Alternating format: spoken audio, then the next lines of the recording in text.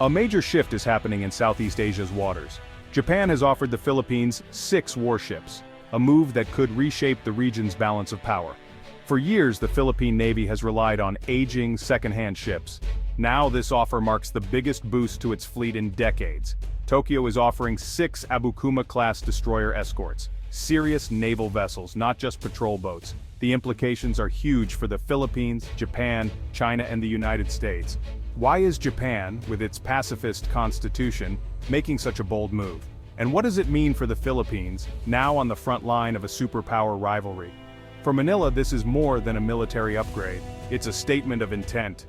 The West Philippine Sea is a flashpoint, with Chinese vessels regularly harassing Filipino fishermen and outposts. These new ships could give the Philippines the confidence and capability to push back and assert its sovereignty. The world is watching as old alliances are reborn and new strategies take shape. It's about a smaller nation standing tall against a giant, and Japan stepping up as a regional security provider. The delivery of these ships, if it happens, will mark the start of a new, uncertain chapter for Southeast Asia. The stakes are high, and the story is just beginning. The region holds its breath as the Philippine Navy prepares for transformation. What are these ships? The Abukuma-class destroyer escorts, built in the late 1980s and early 1990s, were Japan's fleet workhorses.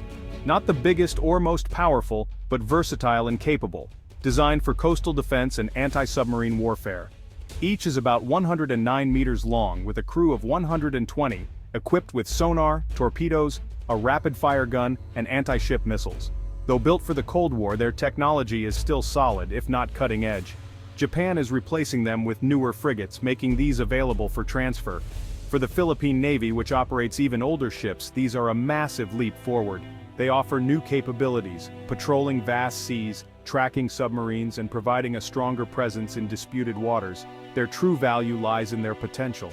With upgrades, modern sensors, weapons, and computers, these ships could become formidable open-ocean combatants. Even as they are, they represent a new level of power for the Philippines. Veteran ships in a modern navy can be frontline warriors in a smaller one. The key is how the Philippines will use and improve them. These ships are a platform for transformation, not just a hand-me-down. The Philippine Navy now has the chance to learn new tricks with old ships. The future depends on how Manila invests in and deploys these vessels. The Abukuma-class could be the start of a new era for Philippine maritime defense. For decades, Japan's constitution renounced war and banned lethal weapon exports. So why this offer now? One word: China. China's military is expanding rapidly, its navy now the world's largest, and its actions in the region are increasingly assertive. Tokyo believes it can no longer stand on the sidelines. Japan is strengthening its own military, and helping partners like the Philippines do the same. The Philippines is a key partner, a democracy, a U.S. treaty ally, and equally concerned about China's maritime behavior. By providing these warships, Japan helps the Philippines defend itself, strengthens alliances, and sends a clear message to Beijing. This is part of a broader trend. Japan is expanding security partnerships across Southeast Asia. It's provided patrol boats before, but offering major warships is a significant escalation. This marks a shift from Japan's traditionally cautious foreign policy.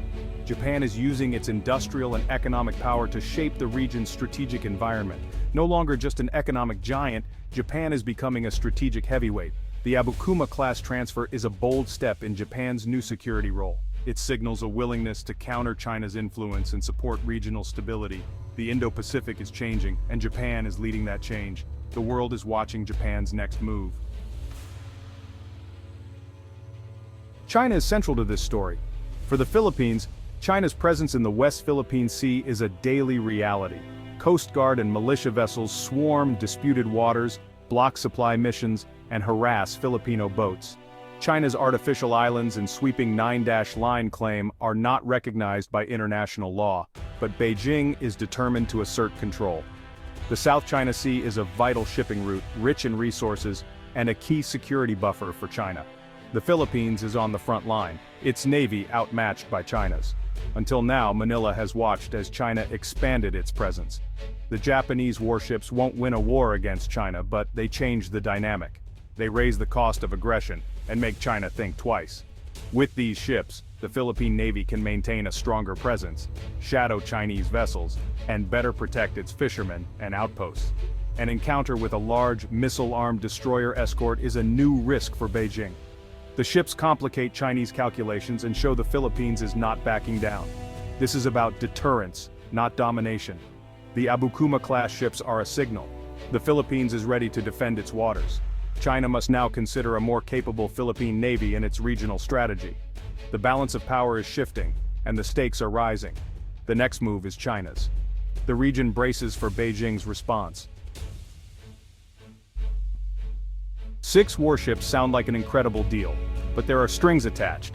These ships are not brand new, and key systems will be removed before transfer. Sensitive Japanese technology like Harpoon missiles and Phalanx defense systems won't be included. The ships will arrive as large, well-armed patrol vessels, not fully equipped warships. They'll be a formidable presence, but limited in modern naval combat. The real work begins after delivery. The Philippines must decide: use the ships as is, or invest heavily in upgrades, new weapons, radars and sonar. Upgrading means major costs and time. The ships may be cheap or free, but making them combat-ready is a huge financial commitment. Training crews and building maintenance infrastructure will be essential. The ships are a platform, not a finished product.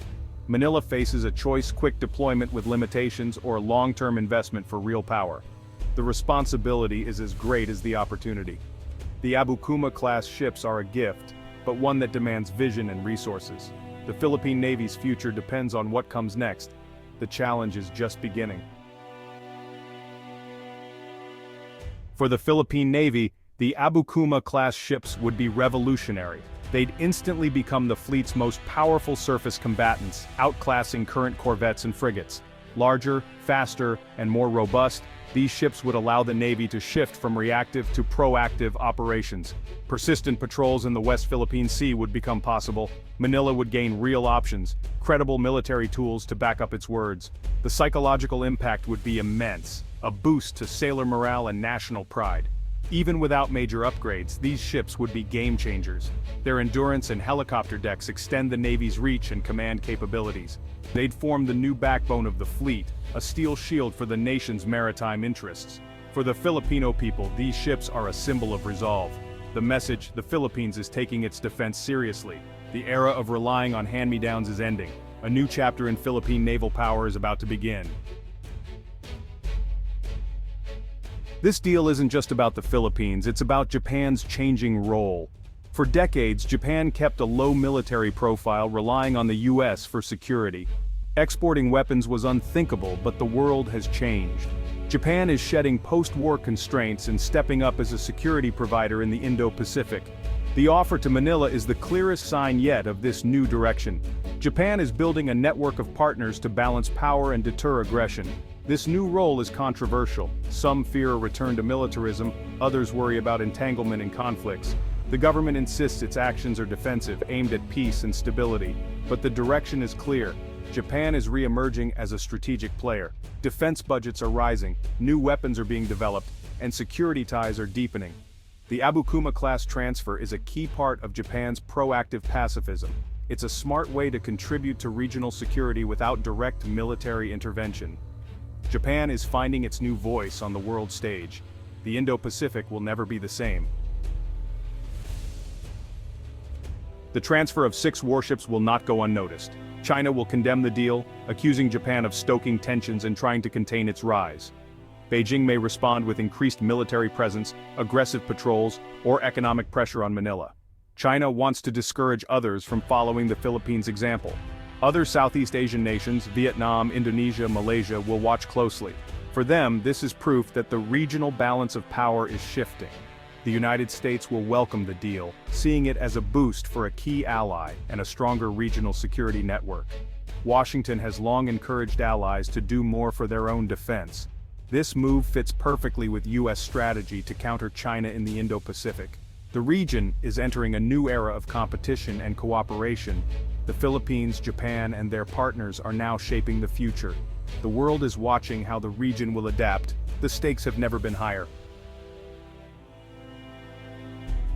The 6 Abukuma-class ships present the Philippines with a huge opportunity and a critical choice.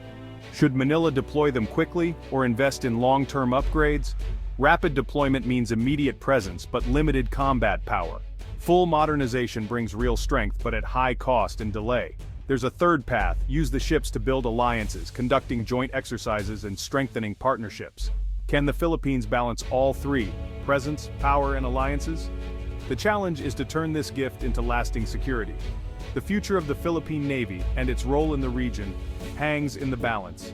The next steps will define the nation's maritime destiny. What should Manila do? What would you do? The choice is now. The